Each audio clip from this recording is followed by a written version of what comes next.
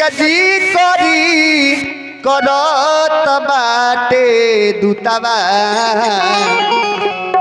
अरे पहली बताई दुख बच के ना ठिकान बा विभीषण जी कहते रहे कि कैसन तू हई माया की जाल में आके अझुरा गइल बड़ो सारा हई अहंकार जितना घमंड बस सब चूर चूर हो जाए कहाँ आके तू फंस गइल बड़ो ए रावण तो काहे फंस गइल बाड़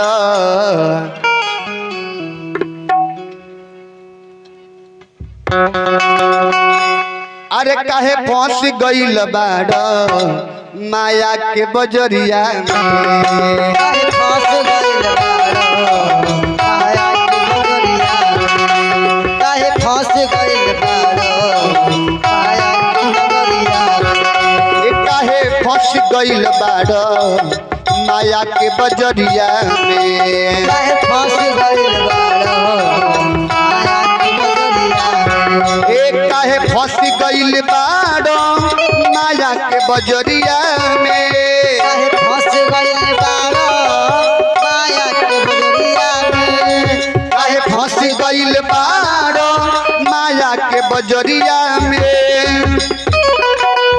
माया के बजरिया चली राजन बबुआ के दादी जी के तरफ से हई ढेर सारा दान है परमात्मा के दरबार में पहुंचल परमात्मा से विनती रही प्रार्थना रही कि ओ भक्त हर मनोकामना पूरा करत रहे तो काहे फंस गइल बाड़ माया के बजरिया में फंस गइल बाड़ माया के नगरिया में ए जाए के पड़ी एक दिन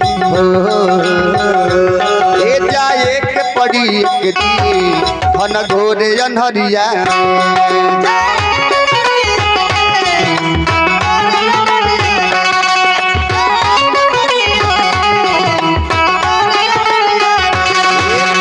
फंस गइल बाड़ माया के बजरिया में काहे फंस गइल बाड़ माया के नगरिया आई भक्त शिरोमणि परम पूजनीय आदरणीय वंदनीय धर्म अनुरागी धर्म धुरंधर हमरा संजय झा जी के तरफ से भवानीपुर निवासी वहाँ के तरफ से 51 रुपए के दान परमात्मा के दरबार में पहुँचल काहे फंस गइल बाड़ माया के बजरिया में काहे फंस गइल बाड़ माया के बजरिया में तो जाए के पड़ी एक दिन जाए के पड़ी एक दिन घन घोर अन्हरिया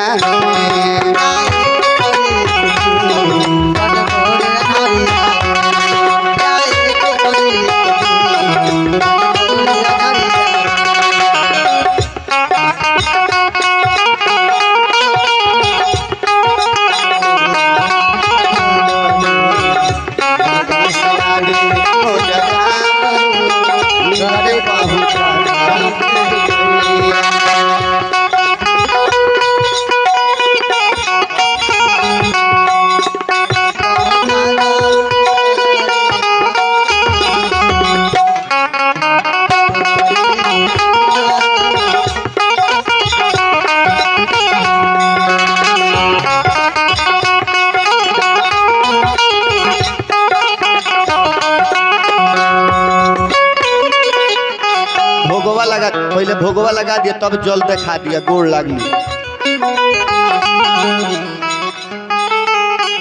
और कहते रहे विभीषण जी महाराज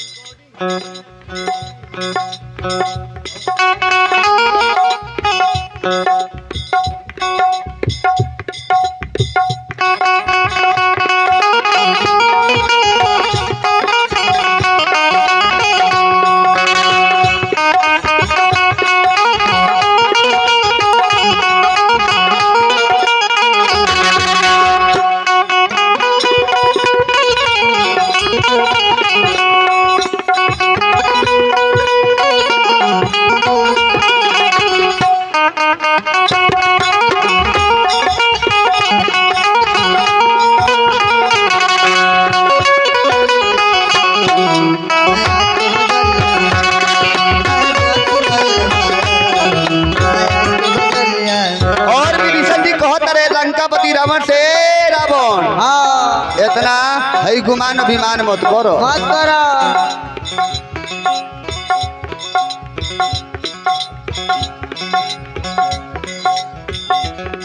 मत कर तू इतना गुमान सब छुट जाई हवा समान।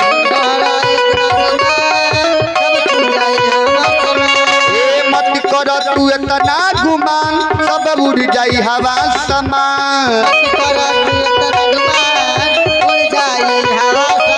केहू काम में न आई हो दिन,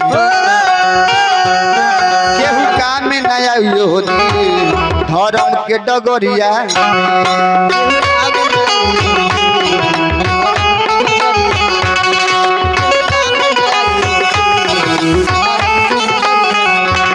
काहे फंस गइल बाड़ माया के बजरिया में।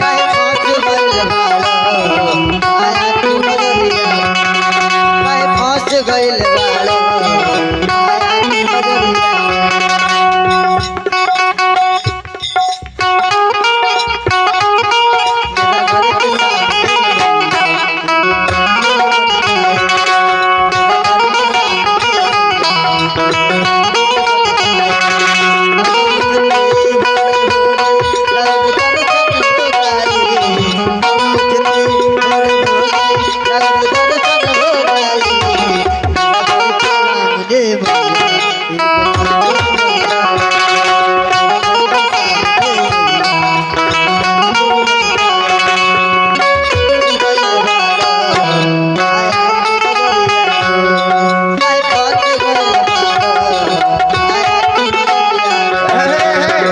विभीषण जी महाराज कहत रे तू तो एगो जइबे करबो।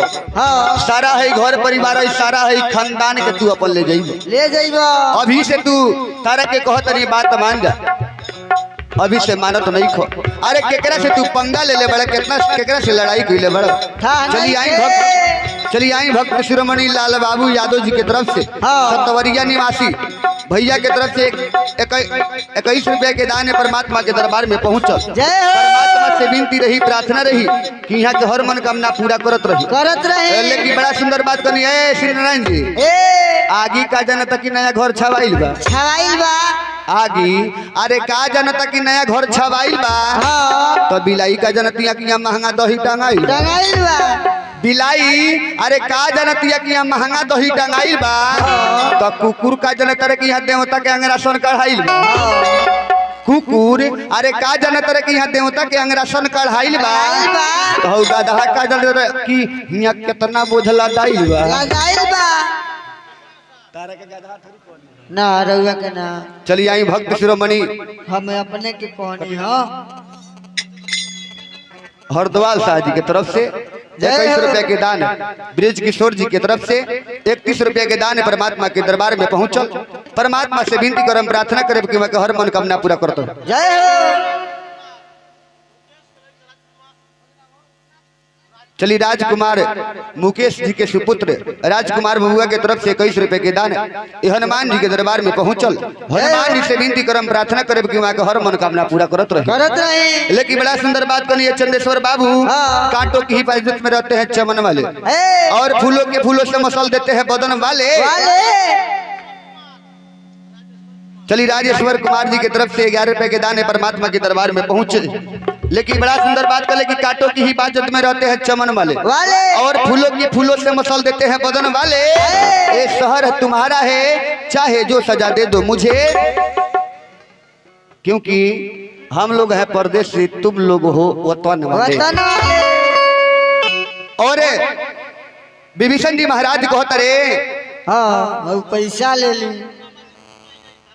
चलिए दुर्गा माझी जी की तरफ से 21 रुपए के दान ये हनुमान जी के दरबार में पहुंचल। हनुमान जी से विनती करम, प्रार्थना करे कि वहाँ के हर मनोकामना पूरा करत रही। लेकिन बड़ा सुंदर बात कहनी है चंदेश्वर बाबू। कहनी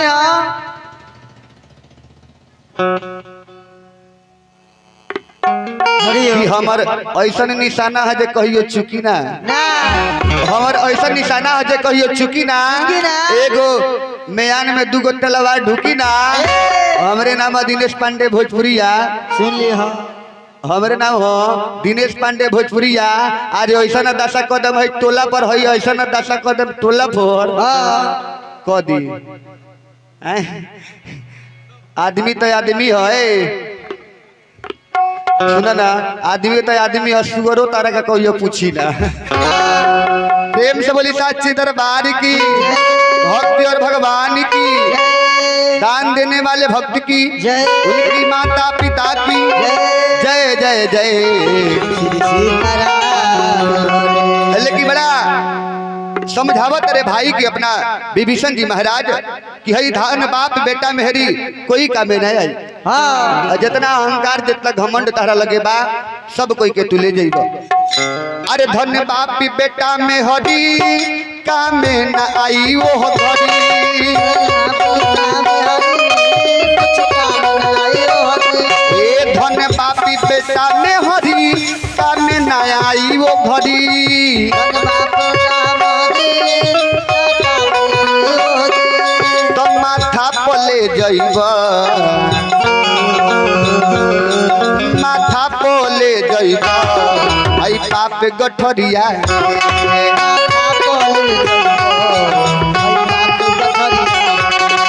माथा पले जइबा आई पाप गठरिया।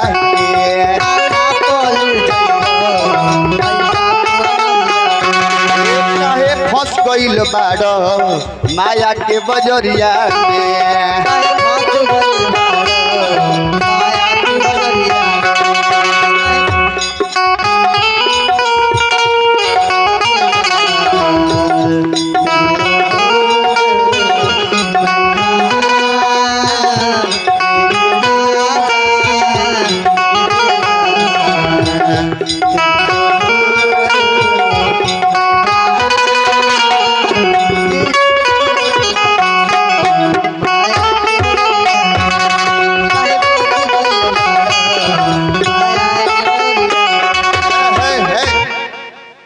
चलिए आई भक्त शिरोमणि हमारा भैया के तरफ से ललतेश्वर यादव जी सतवरिया निवासी, वहाँ के तरफ से 101 रुपया के दान। जय हो। चलिए गुप्त दान में 21 रुपए के दान में परमात्मा के दरबार में पहुंचो। परमात्मा से विनती करम प्रार्थना करे कि वहाँ के हर मनोकामना पूरा करत रही। लेकिन बड़ा सुंदर बात कहनी,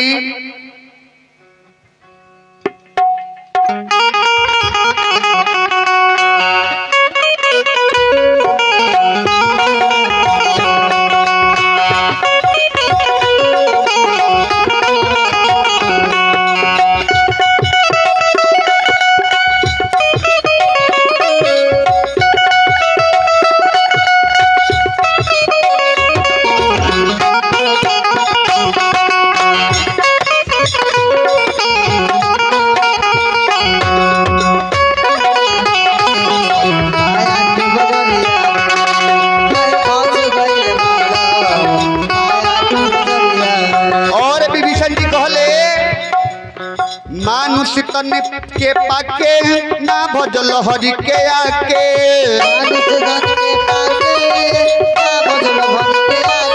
ए मानुष तन के पाके ना भजल हरि के आके।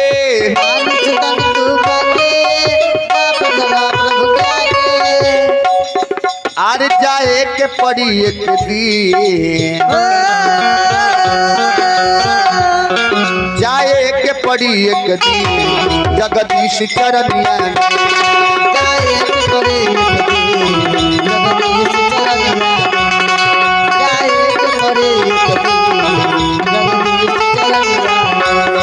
काहे फंस गइल बाड़ो माया के बजरिया में, मंगल मूर्ति मारुति नंद।